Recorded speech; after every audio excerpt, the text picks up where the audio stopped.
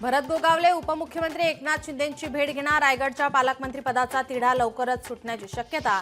April महिना अखेरीस पालकमंत्री पदाचा तिढा सुटेल, गोगावलेंनी व्यक्त केला विश्वास.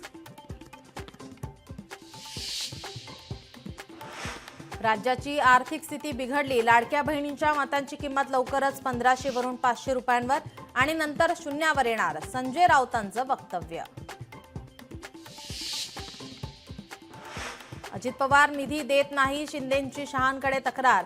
संजय राऊतांचा दावा. राज्याच्या आर्थिक स्थितीमुळे अजितदादाही सध्या चिंतेत, राऊतांचं वक्तव्य. धनंजय मुंडेंकडून आपल्याला वाल्मिक कराडच्या एन्काउंटरची ऑफर.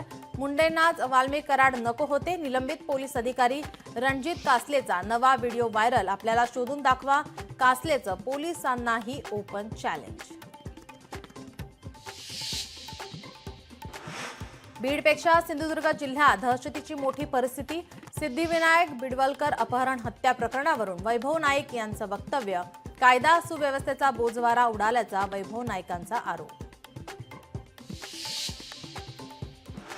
मुंबईतील एल्फिस्टन पूल आजपासून 2 वर्षांसाठी बंद. वरळी ते शिवडी कनेक्टरसाठी पुलाची पुनर्बांधणी होणार, तर स्थानिकांच्या पुनर्वसनानंतरच पूल पाडण्याची मनसे आणि ठाकरेंच्या शिवसेनेची मागणी.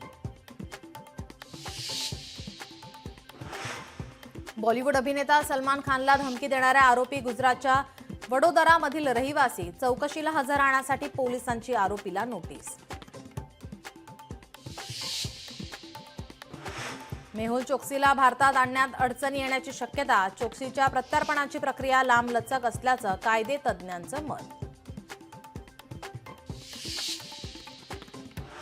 राज्यात येत्या आठवड्यात अवकाळी पावसाचा अंदाज. विदर्भात मेघगर्जनेसह पावसाचा अंदाज, तर पश्चिम आणि मध्य महाराष्ट्रात वेगवान वाऱ्यासह पावसाची शक्यता.